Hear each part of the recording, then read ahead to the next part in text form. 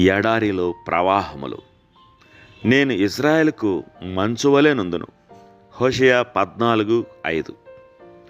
మంచు క్రొత్తదనమునకు ఆధారం. భూమిని నూతనపరచుటకు మంచు పంపబడును. ఇది రాత్రికాలమందు పడును. ఇది లేని ఎడల కూర మొక్కలు నాశనమగును.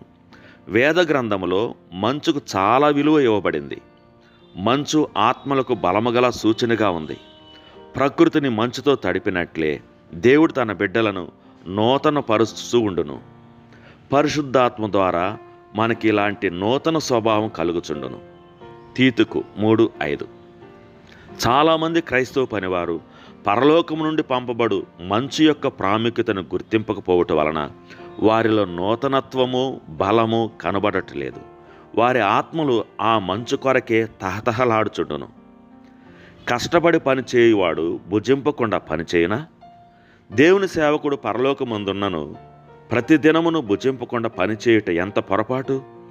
అప్పుడప్పుడు ఆత్మీయ ఆహారం భుజించట చాలునా? ప్రతిదినము పరిశుద్ధాత్మ ద్వారా నూతనపరచబడట ఆవశ్యము. మౌనము మంచును ఆగ్రహించుట మరింత మంచును కురిపించుట కాధారమగును.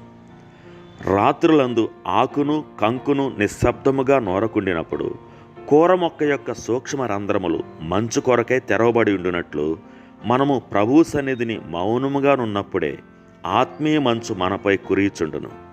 ఆయన ఎదుట మౌనముగా నుండుము. తొందరపడుట వలన మంచును పోగొట్టుకొందువు. ఆయన సన్నిధిలో పూర్తిగా మునిగిపో వరకు కనిపెట్టుము. అప్పుడు ప్రభుని బలముతోనూ సన్నిధితోనూ నీ పనిపాటులలో ప్రవేశింపుము. వేడిమి గాని గాలి గాని ఉన్నప్పుడు మంచు కురవదు. వేడిమి దిగిపోవలను, గాలి వీచుట నిలిచిపోవలను. గాలి చల్లదనము కావలను. చెట్టు గాని మొక్క గాని కొంచెమైనను గాలి పీల్చుకొనలేని స్థితిలోను చల్లదనములోను మాత్రమే మంచు దిగివచ్చును.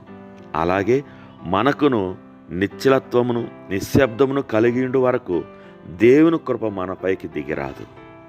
పార్టింగ్టన్.